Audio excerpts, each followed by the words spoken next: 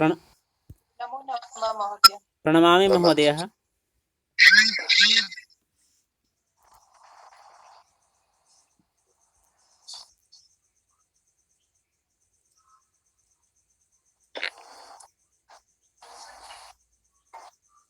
नमो नमः महोदय। नमः। भवतः कार्यं समाप्तं तत्र? आम्। ह्यः ततः प्रतिनियुक्तः रद्द अभवत्। बहुत शोभनं। भवान् सम्यक् रूपेण कार्यं कृतवान्। सम्प्रति ये इत्थं कुर्वन्ति ते तु प्रशंस्याः सन्ति। एक मास षड् सप्त दिनानि व्यतीतानि। सपादमासपर्यन्तं कार्यं कृतवान् अस्ति। भवत्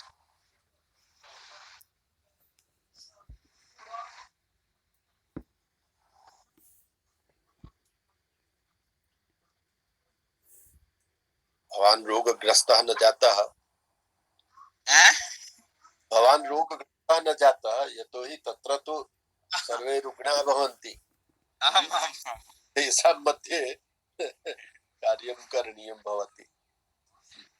5 बार 4 बारं स्नान इत्यादिकं समापयामि स्म प्रतिदिनं। गार्गल पुनः स्नानं वस्त्रादि यत् धारणं करोमि स्म साक्षात् आगत्य प्रक्षालनं करोमि स्म। निश्चयेन तत्तु करणीयमेव आसीत्।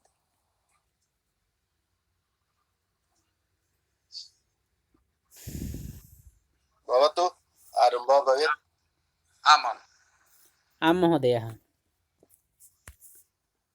सर्वेषाम् अस्मिन् 10-रूप्यकरहस्योद्घाटनवर्गे नमस्कारः, नमः। इदानीम् अस्य वर्गस्य प्रारम्भे अहम् अद्यतनं मङ्गलाचरणं कर्तुम् अतीव सरलाः विदुषीश्च श्रीमतीः भारती द्विवेदी महोदयाः सादरं प्रार्थयामि। एताः महोदयाः सम्प्रति जैन महाविद्यालये रांच्यां संस्कृतप्राध्यापिकाः सन्ति। इदानीम् अहम् एताः महोदयाः मङ्गलाचरणार्थं प्रार्थयामि। महोदयाः।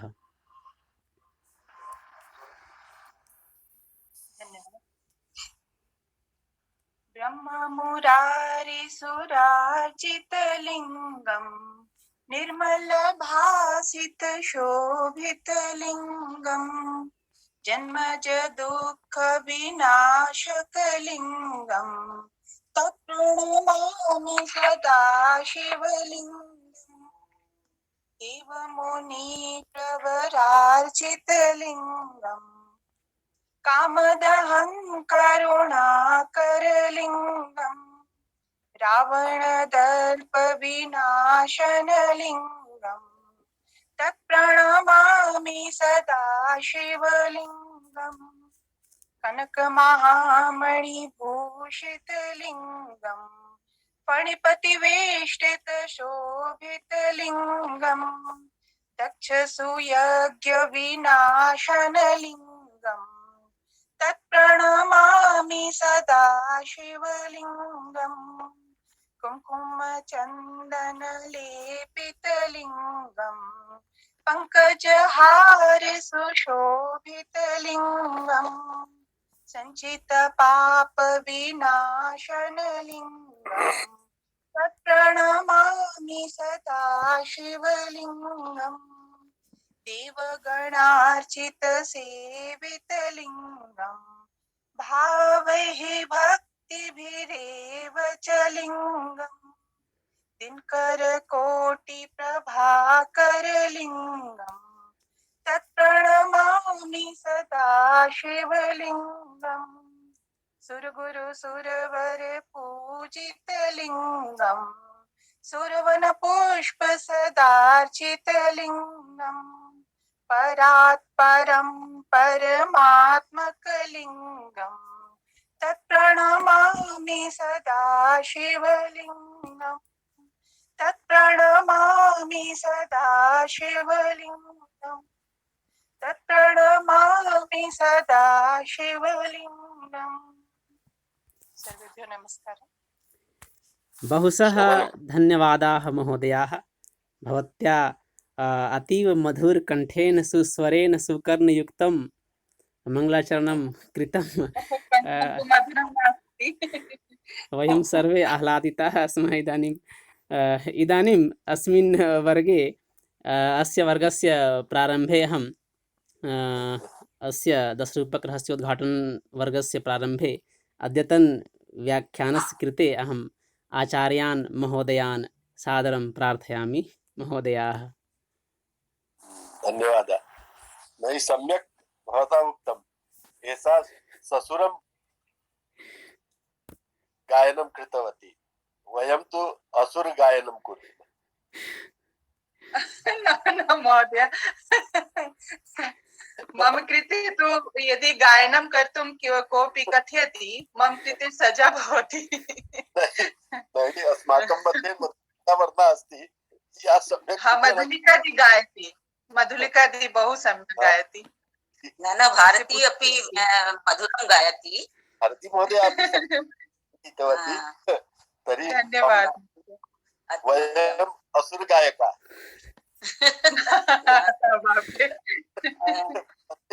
ससुरगायकाः।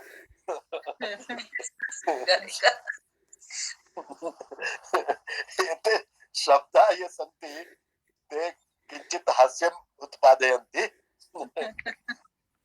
यथा अहम् उक्तवान् आसम् यत् कोऽपि बालकः वृद्धं पृष्टवान् यत् भवतः उपनयन संस्कारः जातः अस्ति किम्? सः बहु क्रोधितः अभवत्। सः उक्तवान् अरे उपनयन संस्कारः अर्थात् उपनेत्र संस्कारः। यदि उपनेत्रं कथयामः तदा इदं भवति, उपनयनं कथं न भविष्यति? एकः एव तु शब्दः अस्ति पर्यायवाची रूपेण। अत एव कस्यापि शब्दस्य पूर्णतया पर्यायः न भवति। अस्तु, किञ्चित् हास्यम् अभवत्। अधुना वयं प्रकृतिविषये आगच्छामः। अत्र एतेषां व्यभिचारी भावानां प्रसङ्गः आगतः अस्ति। तत्र व्यभिचारी भावस्य विवेचनपूर्वम् अत्र एका कारिका अस्ति। पृथक् भावा भवन्त्यन्ये अनुभावत्वे सात्विकाः सत्त्वादेव सोत्पत्तिस्तच्च तद्भावभावनम्। इदं तु सर्वं जातम् आसीत्। नहि, व्यभिचारी भाव इत्यस्य कृते आसीत् विशेषादाभिमुख्येन चरन्तो व्यभिचारिणः स्थायी न्यून्मग्न निर्मग्नाः कल्लोला इव बालिनः। अत्र अस्ति कं विशेषात् आभिमुख्येन, विशेषरूपेण आमुख्येन सामुख्येन चरन्तः व्यभिचारिणः। व्यभिचारिणः विशेषरूपेण अभिचरन्ति इति व्यभिचारिणः। स्थायी न्यून्मग्न निर्मग्नाः। स्थायी भावेषु एते व्यभिचारी भावा उन्मग्नाः निमग्नाः जायन्ते। केन प्रकारेण भवन्ति? यथा वारिधौ समुद्रे कल्लोलाः आगच्छन्ति गच्छन्ति, तरङ्गाः गच्छन्ति आगच्छन्ति, तथैव स्थायी भावेषु व्यभिचारी भावाः गच्छन्ति आगच्छन्ति च। अनेन प्रकारेण व्यभिचारी भावानां स्वरूप निर्धारणं जातम्। अधुना के सन्ति व्यभिचारी भावाः? तत्र केवलं नाम्ना उल्लेखः अस्ति। ते सन्ति निर्वेद ग्लानि शङ्काश्रम धृति जडता हर्ष दैन्योक्ति चिन्ता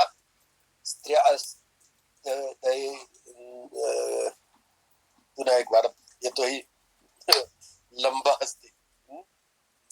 समस्त पदमस्ति।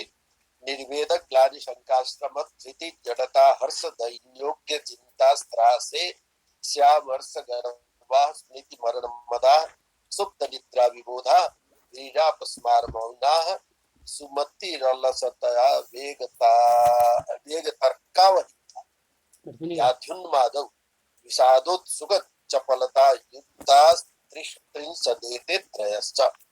एते त्रिंशत् त्रयश्च अर्थात् 33।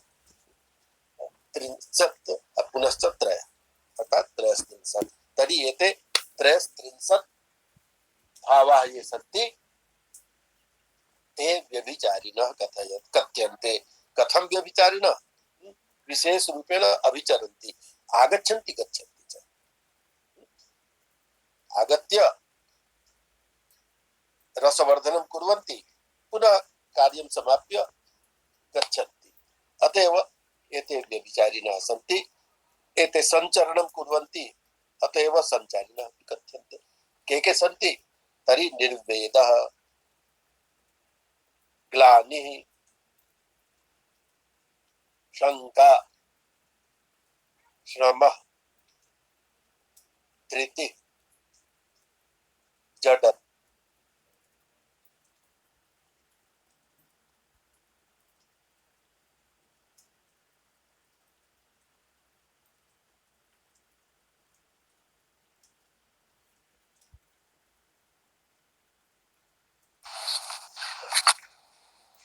मध्ये मुजफ्फरपुरतः आगतः आसीत्। अस्तु, तर्हि निर्वेदः, ग्लानिः, शङ्का, श्रमः, धृतिः, जडता, हर्षः, दैन्यम्, औग्र्यम् अर्थात उग्रता, चिंता, त्रासः, असूया, अमर्षः, गर्वः, चतुर्दश प्रकारेण अमर्षः, गर्वः, स्मृतिः, मरणं, मदः, सुप्तः, निद्रा, विबोधः, व्रीडा, अपस्मारः, मोहः, मतिः, आलस्यम्, आवेगः, वितर्कः, अवहित्था, व्याधिः, उन्मादः, विषादः, औत्सुक्यं, चापलं च। अनेन प्रकारेण त्रयस्त्रिंशत् भावाः ये सन्ति ते व्यभिचारी भावाः कथ्यन्ते। अग्रे त्रयस्त्रिंशत् व्यभिचारी भावानां विवेचनमस्ति। तत्र विशेष रूपेण तेषां सर्वेषां परिभाषादिकम् अस्ति, उदाहरणादिकम् अस्ति। अहं चिन्तयामि यत् एते विषयाः परित्याज्य एकैकस्य कथं लक्षणं करणीयं, कथं केन प्रकारेण उदाहरणादिकं दातव्यमस्ति, अत एव एते विषयाः अधुना त्याज्याः सन्ति। परन्तु एते त्रयस्त्रिंशत् ये सन्ति ते सर्वे मध्ये मध्ये आगच्छन्ति च इत्थमेव ते, परन्तु आगत्य किं कुर्वन्ति? रसम् उत्कर्षयन्ति, रसे उत्कर्षताम् आनयन्ति। इत्थम् एते व्यभिचारिणः भवन्ति। तर्हि निर्वेदः अस्ति, ग्लानिः, शङ्का, श्रमः, धृतिः, जडता, हर्षः, दैन्यम्, औग्र्यं, चिन्ता, त्रासः, असूया, अमर्षः, गर्वः, स्मृतिः, मरणं, मदः, सुप्तः, निद्रा, विबोधः, व्रीडा, अपस्मारः, मोहः, मतिः, आलस्यम्, आवेगः, वितर्कः, अवहित्था, व्याधि, उन्मादः, विषादः, औत्सुक्यं, चापलं च। प्रायः सर्वे प्रसिद्धा एव सन्ति। एतेषां वयं प्रायः अर्थं जानीमः। कस्मिन्नपि यदि काठिन्यं स्यात् तत्र पुस्तके सर्वं दत्तमेव अस्ति, तेन वयं तस्य ज्ञानं करिष्यामः। भवतु, तर्हि इत्थं वयम् अग्रे भवामः, अन्यथा बहु विलम्बः भविष्यति। यथा निर्वेदः अस्ति, अत्र तत्त्वज्ञानापतिर्स्यादिर्निर्वेद स्वावमाननं, तत्र चिन्ताश्रुविनिश्वास वैवर्ण्योच्छ्वास दीनता। निर्वेदः वस्तुतः शान्तरसः यः अस्ति तस्य स्थायी भावः निर्वेदः स्यात् अथवा शमः स्यात्। एतस्मिन् विषये विवादः विराजते। अहं उक्तवानेव यत् अस्मिन्नेव विषये ताराकान्त शुक्लस्य कार्यमस्ति, पुस्तकमपि प्रकाशितम् अस्ति शान्तरसदृष्ट्या। तत्र एषः विषयः विवेचितः अस्ति यत् शान्तरसस्य स्थायी भावः शमः भवेत् अथवा निर्वेदः भवेत्। अहं तु मन्ये यत् शमः एव भवेत्, निर्वेदः परन्तु तत्र नाहं जानामि यत् तत्र किं तेन प्रतिपादितम् अस्ति द्वयोः मध्ये। परन्तु निर्वेदः व्यभिचारी भावरूपेण अस्ति। यदि अयं स्थायी भावः भविष्यति तर्हि पुनः व्यभिचारी भावानां गणनायां काठिन्यं भविष्यति, यतोहि निर्वेदः तु स्थायी भावे भविष्यति। अस्तु, तर्हि यथा निर्वेद विषये अत्र उक्तमस्ति तत्त्वज्ञानं तत्त्वज्ञान अपदीर्ष्यादि निर्वेदः स्वावमाननम्। तत्त्वज्ञानम् आपत्ति अथवा विपत्ति, आपत् ईर्ष्या ईर्ष्यादि निर्वेदः निर्वेदः किं भवति? तत्त्वज्ञानम् आपत्ति अथवा विपत्ति ईर्ष्या पुनश्च स्वावमाननम्, स्वकीयस्य अवमाननम्। स्वस्य कोऽपि यदि अपमानं करोति तदपि निर्वेदे अस्ति। पुनश्च तत्र चिन्ताश्रु निश्वास विवरणोच्छ्वासदीनता, तत्र केन केन प्रकारेण ज्ञायते यत् निर्वेदः अस्ति अत्र। तर्हि चिन्ता अस्ति, अश्रु अस्ति, निश्वासः अस्ति, वैवरण्यम् अस्ति, उच्छ्वासः अस्ति, दीनता च। तर्हि एते भावाः भवन्ति निर्वेदस्थायी भावे। निर्वेदः यदा स्थायी भाव व्यभिचारी भाव रूपेण भवति तदा एते एताः स्थितयः आगच्छन्ति इति। तत्र प्रथमतया यत् उक्तमस्ति तत् अस्ति तत्त्वज्ञानं। तत्त्वज्ञानं किं कथ्यते?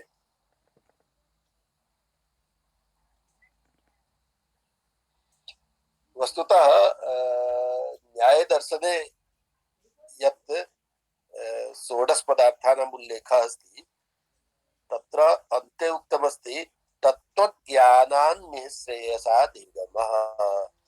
एतेषां षोडश पदार्थानां यदि वयं तत्त्वज्ञानं कुर्मः, तात्विकं ज्ञानं कुर्मः, तदा निःश्रेयसस्य प्राप्ति निःश्रेयसः प्राप्ति भविष्यति, अर्थात् मोक्षस्य प्राप्ति भविष्यति। तर्हि तत्त्वज्ञानेनैव मोक्षस्य प्राप्ति भवति। अर्थात् निर्वेदे किं भविष्यति? तत्त्वज्ञानं तत्र भविष्यति। तर्हि तत्त्वज्ञानं सर्वाधिकं तत्र महत्वपूर्णम् अस्ति। तत्त्वं येन निर्वेद नामकः व्यभिचारी भावः भवति। अस्तु, अग्रे भवामः। सर्वान् व्यभिचारी भावान् वयं त्यजामः। अधुना अग्रे किमस्ति पश्यामः।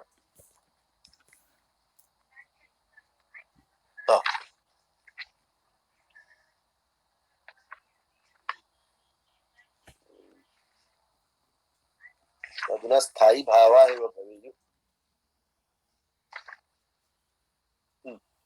स्थायी भावः 34 कारिका या अस्ति, 34वीं कारिका। 34 कारिकायां स्थायी भावस्य विवेचनम् अधुना पर्यन्तं जातमस्ति। विभावानां विवेचनं जातं। विभावेषु आलम्बन विभावः, उद्दीपन विभावः, पुनश्च अनुभावस्य विवेचनं जातं। तत्रैव धनञ्जयेन सात्विक भावानां विवेचनं कृतं। पुनश्च सर्वत्रापि भाव इति शब्दः अस्ति, तर्हि भावः कः इत्यस्यापि विवेचनं धनञ्जयेन कृतमस्ति। तदनन्तरं के व्यभिचारी भावाः भवन्ति, कथं व्यभिचारी भावाः भवन्ति, अस्य सर्वस्य विवेचनं यदा जातमस्ति तदा किं भवति यत् एभिः सह स्थायी भावः एव रसः जायते। अतएव कः भवति स्थायी भावः?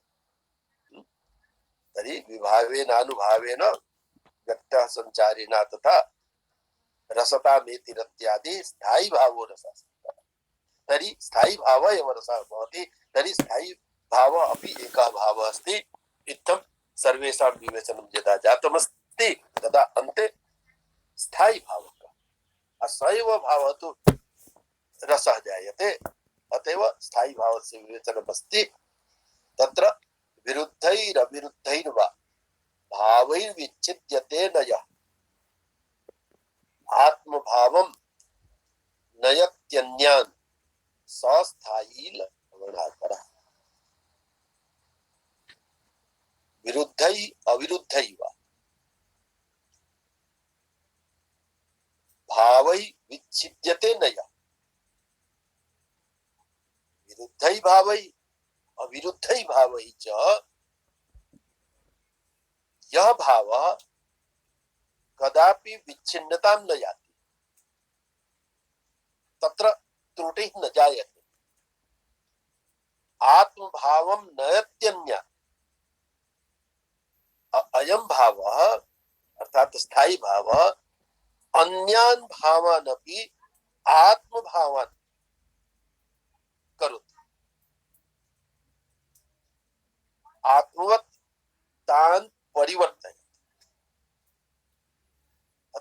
अर्थात तेषां निरसनं स्वात्मनि करोति स्थायी भावे अन्ये ये भावाः भवन्ति ते विरुद्धा भवेयुः अथवा अविरुद्धा भवेयुः तर्हि ते सर्वेपि भावाः अस्मिन् स्थायी भावे विलीनाः जायन्ते केन प्रकारेण अत्र दृष्टान्तरूपेण उक्तमस्ति यत् यथा लवणाकरः भवति लवणाकरः समुद्रः समुद्रे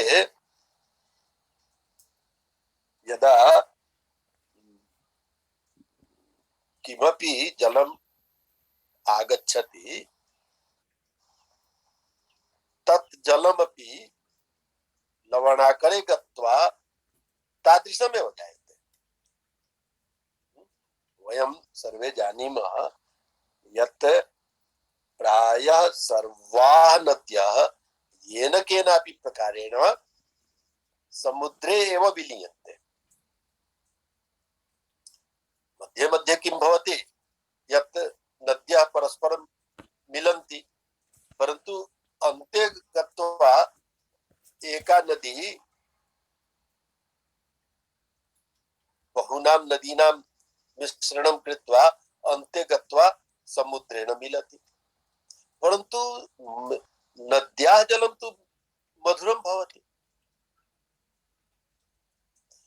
परन्तु नद्याः जलं मधुरम् अस्ति तथापि तत् जलं यदा समुद्रे गच्छति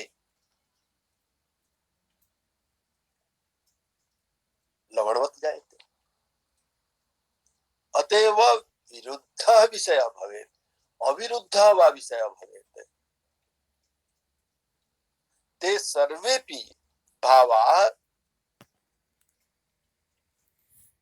स्वकीयं स्वरूपं नाशयन्ति पुनश्च स्थायी भावे तद्रूपतां प्राप्नुवन्ति ताद्रूप्यं तेषां सर्वेषां जायते तर्हि इदमेव स्थायी भावस्य वैशिष्ट्यम् अस्ति एषः विषयः विवेच्य अस्ति यतोहि अविरुद्धा भावाः तु निश्चयेन सन्ति परन्तु विरुद्धा भावाः कथम् अर्थात अत्र उल्लेखः यथा अस्ति यत् विरुद्धा भावाः अपि स्थायी भावे विलीना जायन्ते अर्थात स्थायी भावस्य एतादृशं स्वरूपं भवति यत् तत् इत्थम् आवृतं भवति यत्र अन्ये भावाः यदा आगच्छन्त्यपि तदापि तेषां प्रभावः स्थायी भावे न भवति। अतएव विरुद्धै अविरुद्धै वा इति शास्त्रकारैः उक्तमस्ति। अतएव उदाहरणं दत्तमस्ति लवणाकरस्य समुद्रस्य। समुद्रः यः भवति तत्र किमपि गच्छति तत्सर्वं लवणमयं जायते। पुनश्च समुद्रस्य एकम् अन्या अपि स्थितिः भवति, परन्तु तत्र बहु तथा नास्ति। तथापि समुद्रे प्रायः जलस्य वृद्धिः न भवति।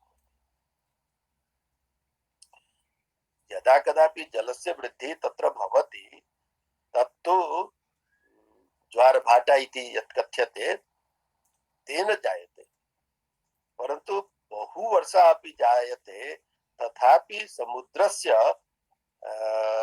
जलवर्धनं न प्रायः भवति।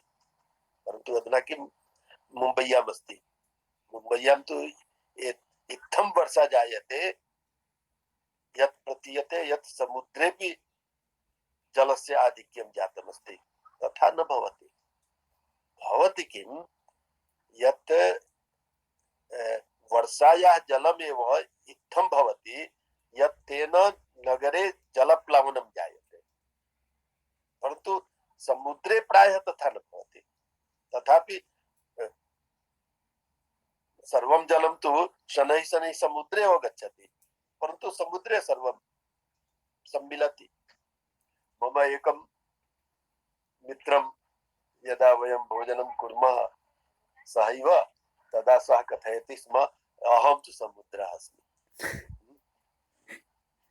यदि किञ्चित् भोजने अधिकमपि भविष्यति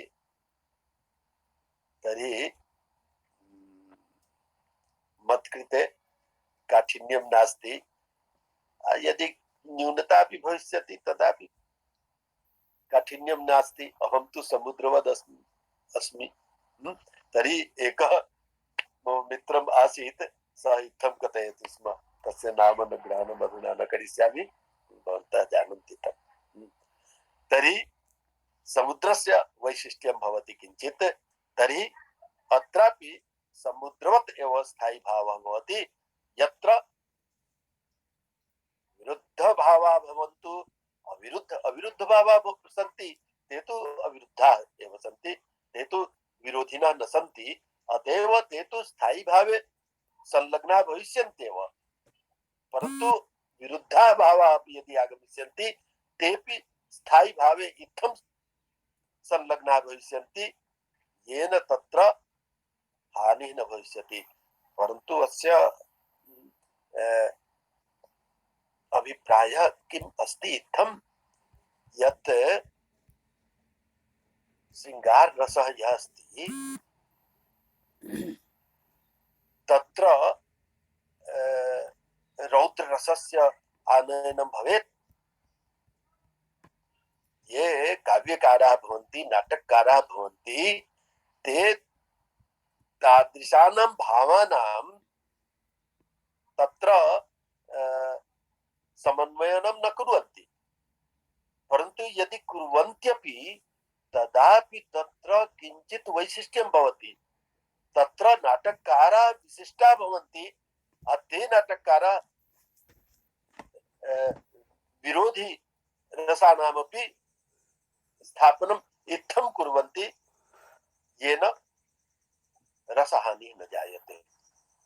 तत्र तु नाटककाराणां वैशिष्ट्यं भवति। यथा मया कदापि उक्तमासीत् यत् प्रतिमानाटके यदा रामस्य राज्याभिषेकः जायमानः अस्ति तस्मिन्नेव समये एका चेटी आगच्छति। प्रतिमानाटके अस्य वर्णनम् अस्ति।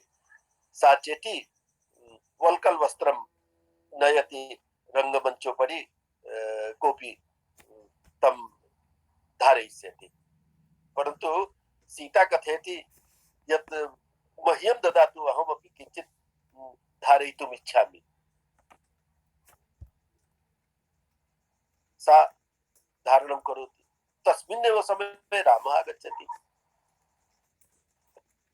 रामः पश्यति यत् सीता तु वल्कलवस्त्राणि धारितवती अस्ति, सोऽपि कथयति यत् मत्कृते वल्कलवस्त्रं मिलिष्यति किम्? तर्हि हास्येन तौ वल्कलवस्त्रं धारयतः तस्मिन्नेव समये अकस्मात् सूचना आगच्छति यत् कैकेयी रामस्य कृते 14 वर्षाणां वनवासं स्वीकृतवती, याचितवती। तर्हि हास्यप्रसङ्गः अस्ति, परन्तु हास्यकारणात् तत्र वल्कलवस्त्रं धारितमस्ति, परन्तु तौ वल्कलवस्त्रं धृत्वा एव वनं प्रति गच्छतः।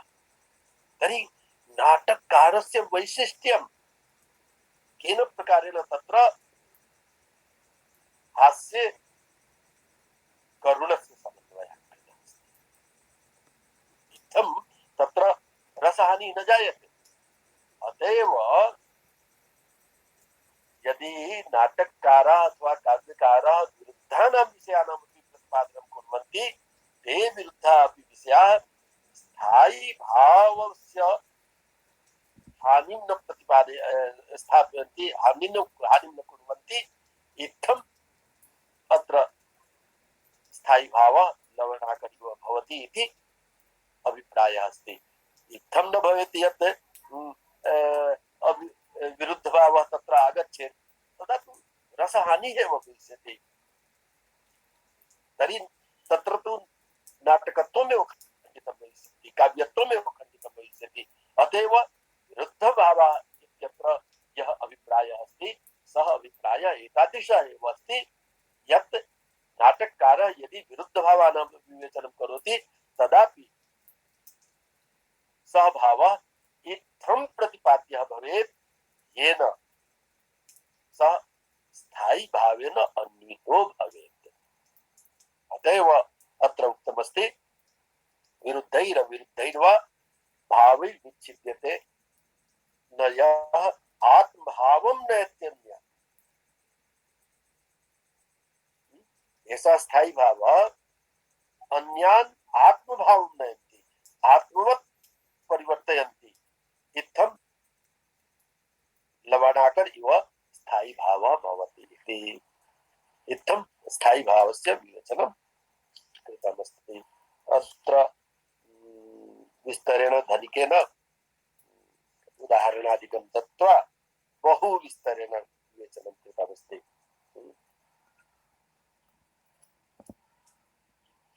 अग्रे अस्ति 35 कारिका। अत्र 8 ये स्थायी भावाः सन्ति तेषां विवेचनमस्ति। रत्युत्साह जुगुप्सा क्रोधो हासः स्मयो भयं शोकः शममपि केचित् प्राहुः पुष्टिर्नाट्येषु नयितस्य।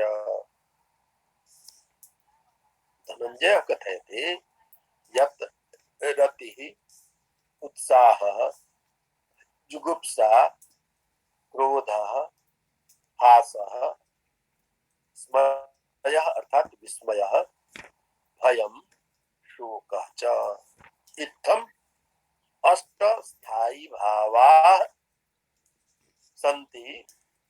शममपि केचित् प्राहुः, केचन शास्त्रकाराः शममपि स्थायी भावरूपेण स्वीकुर्वन्ति, परन्तु पुष्टिर्नाट्येषु नयितस्य। एतस्य पुष्टिः नाट्येषु न भवति। धनञ्जयस्य मतमस्ति। धनञ्जयः कथयति यत् 8 एव स्थायी भावाः सन्ति। रति अर्थात श्रृंगारस्य, उत्साह अर्थात वीरस्य, जुगुप्सा अर्थात बीभत्सस्य, क्रोध अर्थात रौद्ररसस्य, हास हास्यरसस्य, विस्मय अद्भुतरसस्य, भयं भयानकरसस्य, शोक करुणरसस्य। अनेन प्रकारेण अष्टदशानां कृते अष्ट एते स्थायी भावाः भवन्ति। अत्र क्रमः भिन्नः परिवर्तितः अस्ति। वस्तुतः अहं पूर्वमपि उक्तवान् अस्मि यत् ये काव्यकाराः भवन्ति छन्दोमयतां यत्र ते आनयन्ति तत्र परिवर्तनमपि क्रियते। क्रमः परिवर्तितः भवति। तथैव विस्मय इत्यस्य स्थाने स्मयः केवलं दत्तः अस्ति, अन्यथा छन्दोभङ्गः भविष्यति। तर्हि इत्थम् अष्ट ये स्थायी भावाः सन्ति ते अष्टदशानां भवन्ति इति।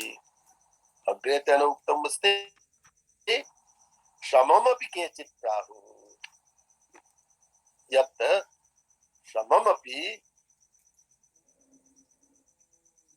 स्थायी भावेन भवति, अर्थात शांत रसे श्रमः अपि स्थायी भावः भवेत्। परन्तु एषः धनञ्जयः स्पष्टतया निर्दिशति यत् पुष्टिर्नाट्येषु नैतस्य, एतस्य नाट्येषु पुष्टिः न, अर्थात पुष्टिः अर्थात पुष्टतां न प्राप्नोति, आगमिष्यति, परन्तु अस्य पोषणं तत्र भवितुं नार्हति। अर्थात नाटकेषु अस्य पोषणं भवितुं नार्हति इति एषः साक्षात् निगदति। वयं यदि पश्यामः तर्हि भारतेनापि एषा स्थितिः उक्ता अस्ति, परन्तु अभिनवगुप्तः यः अस्ति सः विस्तरेण शान्तरसस्यापि प्रतिपादनं कृतवान् अस्ति। अस्तु, परन्तु अत्र उक्तमस्ति धनञ्जयेन यत् शान्तरसस्य पुष्टिः नाटकेषु भवितुं नार्हति।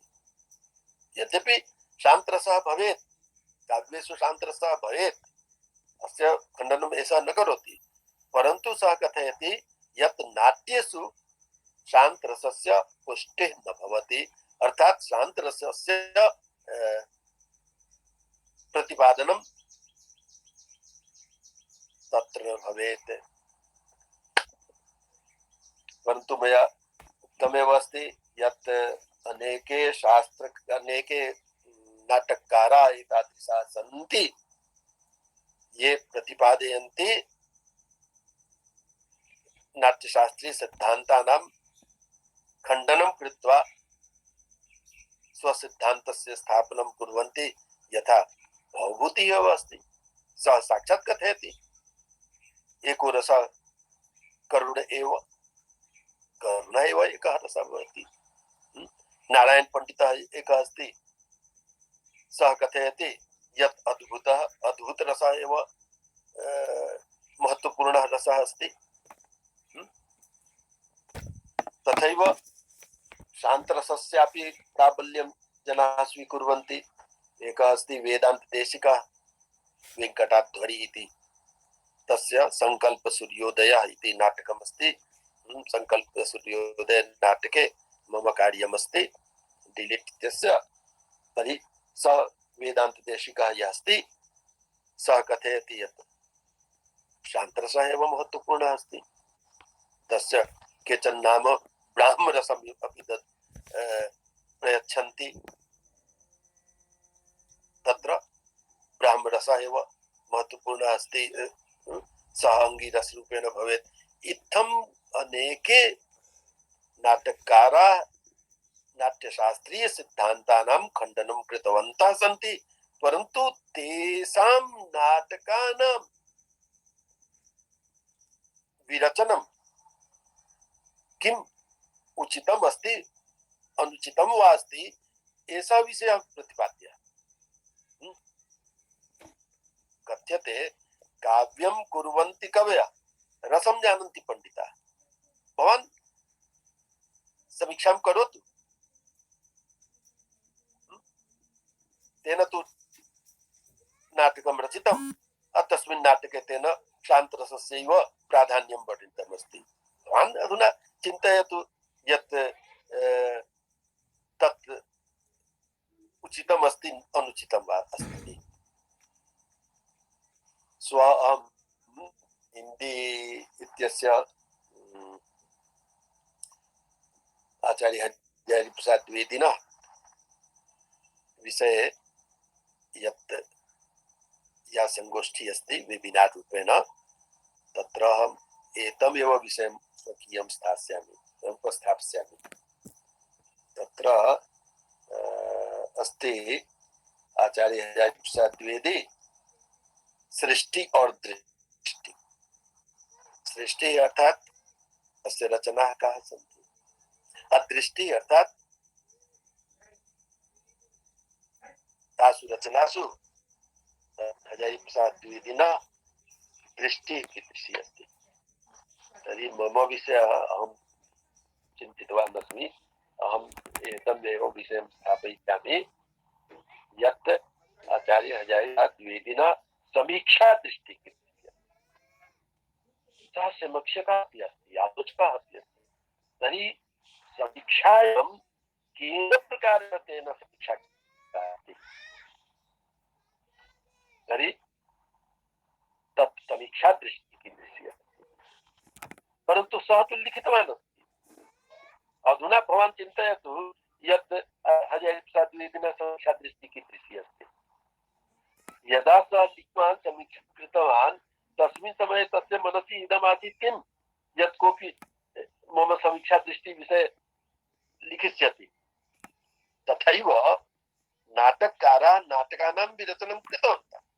अधुना भवान् चिन्तयतु यत् तस्मिन् नाटके कः रसः अस्ति, एषः रसः अङ्गीरूपेण भवेत् न भवेत् वा, तेन तु कार्यं कृतम्। अतएव यद्यपि धनञ्जयः कथयति यत् शान्तरसः नाट्येषु न भवेत्, तथापि नाटककाराः प्रयोगं कृतवन्तः सन्ति। पुनश्च तेषां नाटकानि शान्तरसदृष्ट्या अपि सन्ति, तथापि महत्त्वपूर्णानि सन्ति। अस्तु, परन्तु एषः अस्य सिद्धान्तः अस्ति यत् नाट्येषु अस्य पुष्टिः न भविष्यति। अस्तु, एका कारिका अग्रिमापि भवेत्। अत्र अस्ति 37 कारिका। निर्वेदादिरताद्रुप्यादस्थायि स्वदते कथं वैरस्यायैव तत्पोषस्तेनाष्टौ स्थायिनो मतः। एषः एव विषयः पुनः अग्रे कथयति। तेन 35 कारिकायां यदुक्तमस्ति यत् अष्ट एव स्थायी भावाः भविष्यन्ति, श्रमस्य पुष्टिः नाट्येषु भवितुं नार्हति, स एव विषयः पुनः अत्र आगच्छति। अत्र श्रम इति शब्दः नास्ति, अपि तु निर्वेद इति शब्दः अस्ति। शान्तरसस्य स्थायी भावः कः भवेत्, एतस्मिन् विषये विवादः अस्ति। केचन निर्वेदं स्वीकुर्वन्ति, केचन श्रमं स्वीकुर्वन्ति। तर्हि यदि निर्वेदं स्वीकुर्वन्ति, तर्हि निर्वेदस्य अपि विवेचनम् अत्र भवति यत् निर्वेदः कथं स्थायी भावरूपेण नाट्येषु भवितुं नार्हति इति। तत्र उक्तमस्ति निर्वेदादिरक्ताद्रुप्यात् अस्थायी स्वदते कथम्। अत्र अस्ति किं, निर्वेदादयः अताद्रुप्यात्, तद्रूपता नास्ति, तत्र ताद्रुप्यं नास्ति, अपि तु अताद्रुप्यम् अस्ति, अतद्भावः अस्ति। स्थायी भावः स एव भवेत् यः लवणाकर इव सर्वान् भावान् स्वात्मनि करोति, तर्हि ताद्रुप्यता आगच्छति। परंतु ऐसा कथयति यत् निर्वेदः यः भावः अस्ति सः अताद्रूप्यतां करोति, अतद्रूपतां, ताद्रूप्यतां सः न प्रतिपादयत् करोति। कथं? यतोहि अस्थायी स्वदते कथं, तस्य स्वादः कथं भविष्यति? अर्थात निर्वेद यः भावः अस्ति, निर्वेद निर्विण्णता, अर्थात संसारः त्याज्यः अस्ति, तर्हि संसारतः विरक्तिः, ऐसा एव तु निर्वेदः। तर्हि यदि विरक्तिः अस्ति तर्हि सः कथं स्थायी रूपेण भविष्यति? नाटकेषु तु बहवः विषयाः आगच्छन्ति, तर्हि यदि वयं चिन्तयामः यत् निर्वेदः अङ्गीरूपेण भवेत्, तर्हि तत्र अन्ये भावाः कथं भविष्यन्ति? यतोहि एषः स्थायी भवितुं नार्हति, एषः तु स्वयं अस्थायी अस्ति, किञ्चित् कालव्यापी अस्ति। यतोहि एषः निर्विण्णतां प्रकटयति, अतएव स्थायी रूपेण भवितुं नार्हति। अतएव वैरस्यायैव तत्कोशस्तेनाष्टौ स्थायिनो मता। इदं वैरस्यम् उत्पादयिष्यति। विरसतां रसत्वं तत्र न भविष्यति, अपि तु वैरस्यं भविष्यति। रसस्य अभावः तत्र भविष्यति, अतएव तत्कोशस्तेन अष्ट, तत्कोशः भवितुं नाटकेषु नार्हति, अतएव अष्टौ स्थायिनो मतः। अतएव अहं कथयामि यत् अष्टौ एव स्थायिनः भवन्ति, अन्येषां स्थायित्वं न भवेत्। यतोहि निर्वेदः यः अस्ति सः कीदृशः भावः अस्ति? यः भावः स्थायी भवितुं नार्हति, सः तु क्षणिक कालपर्यन्तम् एव स्थातुं शक्नोति।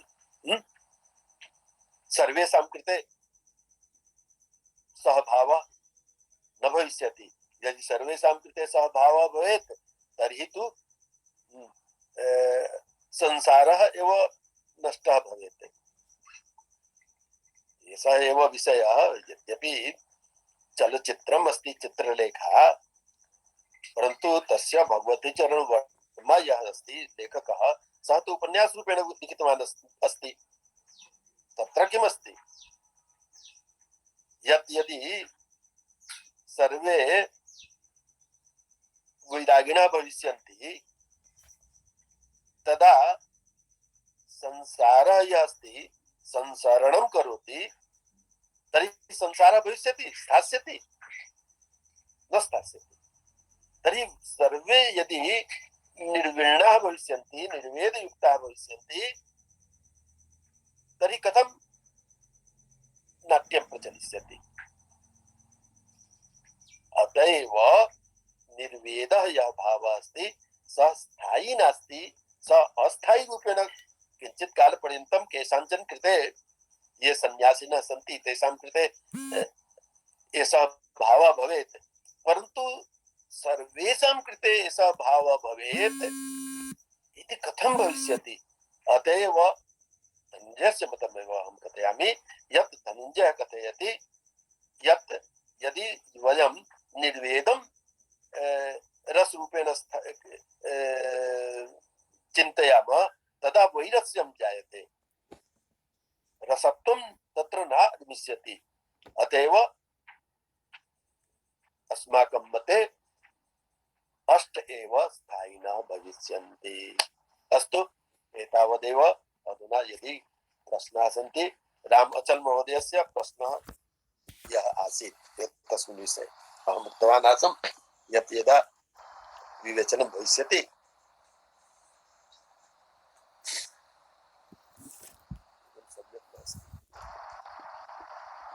नमो नमः महोदयः, पप्पु अस्मि अहं। रामचल महोदय नास्ति किम् अद्य? नास्ति अद्य महोदय। तस्य प्रश्नः आसीत् निर्वेदविषये। भवतु अधुना कस्यापि प्रश्नः अथवा कोऽपि यदि तस्मिन् विषये किञ्चित् विशिष्टतया वक्तुम् इच्छति, यथा ताराकान्त महोदयः एव अस्ति, तस्य कार्यं शान्तरसे अस्ति।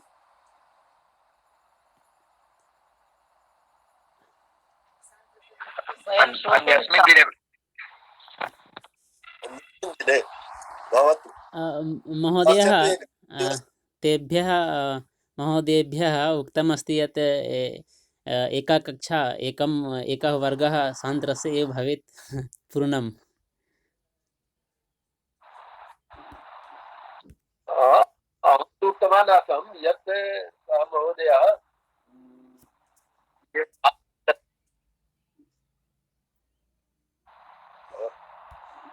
महोदयः, मम प्रश्नः एकः अस्ति। अत्र व्याभिचारी भावः पुनः अस्थायी भावः द्वयोर्मध्ये भेदः कुत्र, कथं? यथा भावः गच्छति आगच्छति आगच्छति गच्छति च, परन्तु स्थायी भावः स्थायित्वेन विराजमानः भवति। सम्पूर्णे नाटके सम्पूर्णे काव्ये सः भावः पूर्णतया विराजते, अतः एव सः स्थायी। अव्यभिचारी भावः यः अस्ति सः तु मध्ये आगच्छति पुनश्च गच्छति। आं महोदय। अतः एव स्थायी इति शब्दस्य एव उल्लेखः यः अस्ति सः स्थायी। व्यभिचरन्ति, आगत्य गच्छन्ति गच्छन्ति आगच्छन्ति, कल्लोलाः इव यथा उक्तमस्ति, यत् तरङ्गाः इव ते गच्छन्ति आगच्छन्ति च। अतः एव तेषां स्थायित्वं न भवति। ते किञ्चित् कालस्य कृते आगच्छन्ति पुनश्च गच्छन्ति। किन्तु महोदयः, व्यभिचारी भावेषु तत्र ये अस्थायी भावाः सन्ति तेषां स्वभावः तत्र किञ्चित् तत्र मिलति इत्थं चिन्तयामि अहं। अहं तु उक्तवान् एव अस्मि यत् यदि वयं नवरसान् स्वीकुर्मः सदा तं रसं परित्यज्य तस्य रसस्य यः स्थायी भावः अस्ति तं परित्यज्य अष्ट ये स्थायी भावाः सन्ति तेऽपि तु व्यभिचारी भावाः तत्र भवन्ति। अतः एव मया उक्तम् आसीत् यत् 33 तदनन्तरम् अष्ट ये भावाः सन्ति, इत्थम् 140 भावाः एते किं भविष्यन्ति, व्यभिचारी भावाः भविष्यन्ति। अतः एव स्थायी भावाः अपि व्यभिचारी भावाः भवन्ति। अन्यस्य स्वस्य कृते स्थायी न, परन्तु अन्यस्य रसस्य कृते ते व्यभिचारिणः। आं महोदय, किन्तु द्वयोर्मध्ये अस्थायी भाव व्यभिचारी भाव द्वयोर्मध्ये केषाञ्चन स्वभावः तत्र एकः एव स्वभावः भवति। यथा विभत्सरसः अस्ति, तत्र व्यभिचारी भावमध्ये एकः भावः अस्ति ग्लानि, पुनः अत्र अस्थायी भावमध्ये अस्ति जुगुप्सा। तर्हि द्वयोर्मध्ये काचित् ये किम् एकः एव स्वभावः अस्ति तत्र। पुनः वीररस मध्ये औत्सुक्यं, व्यभिचारी मध्ये पुनः अत्र उत्साहः अस्ति अस्थायी भाव मध्ये। अस्ति किं यत् सर्वे व्यभिचारी भावाः सर्वेषु रसेषु न भवन्ति। केचन एव व्यभिचारी भावाः एतादृशाः भवन्ति ये तस्मिन् रसे आगच्छन्ति। सर्वे 33 व्यभिचारी भावाः चिन्तयतु यत् श्रृंगार रसे भविष्यन्ति, इत्थं न भवति। परन्तु अहं पुनः कथयामि यत् नाटककाराणां वैशिष्ट्यं भवति यत् केन प्रकारेण ते व्यभिचारी भावानां, यद्यपि विरोधी व्यभिचारी भावाः सन्ति तथापि तेषां कथं समन्वयनं कुर्वन्ति इति। इदं तु नाटककाराणां वैशिष्ट्यम् अस्ति। अस्तु महोदय। अस्तु, एकः अन्यः विषयः अस्ति यत् श्वः तु अहं भविष्यामि। मया तु प्रेषितमस्ति साहित्यशास्त्रे यत् केन प्रकारेण स्वः मम विषयः अस्ति तत्र तस्मिन्नेव समये अस्ति अत एव परिवर्तनं करणीयं मया न चिन्तितम् पुनः परश्वः अपि तेषां कार्यक्रमः अस्ति परन्तु अहं तत्र पश्यामि तत्र आगत्य श्वः एव परश्वः भविष्यामि। तर्हि महोदयः यः कार्यक्रमः श्वः भवतां भविष्यति तत्र तस्य लिङ्क् अस्माकं कृते अहं प्रेषयिष्यामि। आं महोदय समूहे एव श्वः यदा लिङ्क् आगमिष्यति मत्पार्श्वे तदा अहं साहित्यशास्त्र इति समूहे लिङ्क् प्रेषयिष्यामि यदि भवन्तः इच्छन्ति तदा प्रारम्भतः आं यदा महोदय धन्यवादः श्रीमन् धन्यवादः वयं भविष्यामः। भवतु मम द्वितीयसत्रे अस्ति द्वितीयसत्रे अहं मुख्यवक्तारूपेण अस्मि परन्तु तत्र सर्वं दत्तमस्ति अत एव अहं यदा ते लिङ्क् प्रेषयिष्यन्ति अहं प्रेषयिष्यामि आं महोदय भवन्तः स्वसौकर्यानुसारं तत्र युक्ता भविष्यति।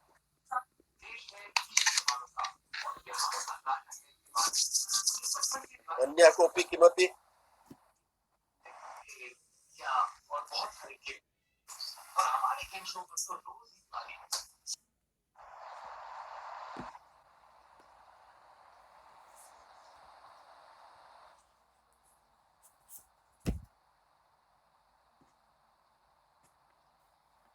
यदि कस्यापि मनसि कोऽपि प्रश्नः नास्ति जिज्ञासा नास्ति तदा शान्तिपाठः भवेत्। अद्य तु मम मनसि आसीत् यत् केचन प्रश्नाः करिष्यन्ति भवतु शान्तिपाठं करोतु। आं महोदय श्रीमत्याः भारती द्विवेदी महोदयाः भवत्याः कुर्वन्तु इति निवेदनम्। मधुरकण्ठेन सर्वे भवन्तु सुखिनः सर्वे सन्तु निरामयाः सर्वे भद्राणि पश्यन्तु मा कश्चित् दुःखभाग् भवेत्।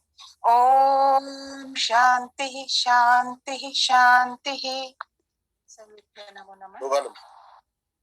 अच्छा अकस्मात् मम मनसि एकः प्रश्नः आगतः अस्ति निरामयः इत्यत्र न ह्रस्व इकार भवति परन्तु निरोग इत्यत्र दीर्घ इकार भवति। एकस्मिन् दिवसे सम्भवतः मया प्रश्नः एषः कृतः आसीत्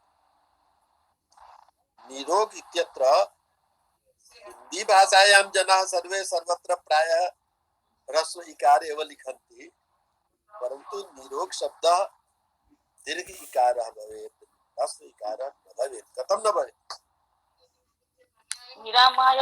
निरामयः दीर्घ इकारान् भवेत्। नहीं निरामया तो ह्रस्व इकारः निः आमया निरामया परन्तु निरोगः इत्यत्र किम् अस्ति इत्यत्र सन्धि विच्छेदः निरोगो तत् तु दीर्घ इकारान् कथं निरोगः तत्र तत् किं महोदय तत् सूत्रमस्ति वा ढरोपस्य पूर्वदृहोण इति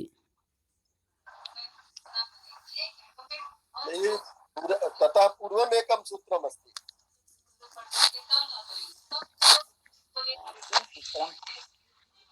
दीर्घ इकारः भाषायामपि वयं ह्रस्व एव लिखामि अहं हिंदी भाषायामपि ह्रस्व एव लिखामि ह्रस्व इकार ह्रस्व इकारः अशुद्धः अस्ति पूर्णतया अशुद्धः निरोगः यत्र दीर्घः भवेत् कथं दीर्घः भवेत् एषः पप्पू कुमार यादव उक्तवान्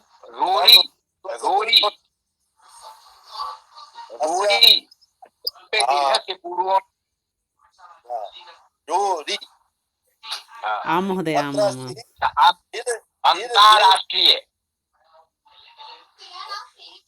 अंतरराष्ट्रीय अन्ताराष्ट्रीय इति शब्दः यथा भवति तथैव निर्जोर्रोगः तर्हि निर् प्लस् र अभवत् तर्हि रोरि इति सूत्रम् आगच्छति तत्र उच्यते यत् एकस्य र इत्यस्य लोपः भवेत् अतएव निर् इत्यत्र र यः अस्ति तस्य लोपः अभवत् तर्हि नि रस्वीकारः अस्ति अरोगः निरोगः परन्तु न तत्र पप्पू कुमार यादव यथा उक्तवान् र लोपे पूर्वस्य दीर्घोण अथवा र द्वयोः वर्णयोः मध्ये यदि कोऽपि वर्णः लुप्तः जायते तदा पूर्वस्य अणः दीर्घः अणः अर्थात् अयुण् तर्हि नि इत्यत्र न रस्वीकार अस्ति इगुण इ अस्ति अतएव तस्य दीर्घः ह्रलोपे पूर्वस्य अणः दीर्घः ह्रलोपे पूर्वस्य दीर्घोणः अतएव नि इत्यत्र ह्रस्वीकारः यः अस्ति तस्य दीर्घः भवेत् यतोहि अत्र र इति इत्यस्य लोपः जातः अस्ति अतएव निर्रोग न भवेत् अपितु एकस्य र इत्यस्य लोपः भवेत् अन्यथा सामान्य रूपेण निर्रोग इति भविष्यति र मिलित्वा र इति भविष्यति परन्तु तत्र उक्तमस्ति यत् न रद्वयं यदि आगच्छति तर्हि एकस्य र इत्यस्य लोपः भवेत् रूढि इति सूत्रेण पुनश्च र इत्यस्य यदा लोपः जातः तदा ह्रलोपे पूर्वस्य दीर्घोणः इति सूत्रेण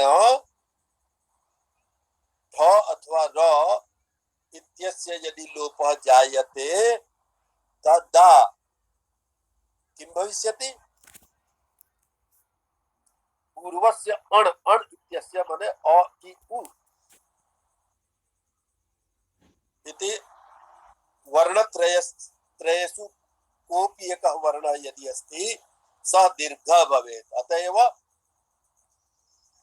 नि ह्रस्व इकार अस्ति सः दीर्घः भविष्यति अतएव नीरो अहं बहु पूर्वम् उक्तवान् आसम् यत्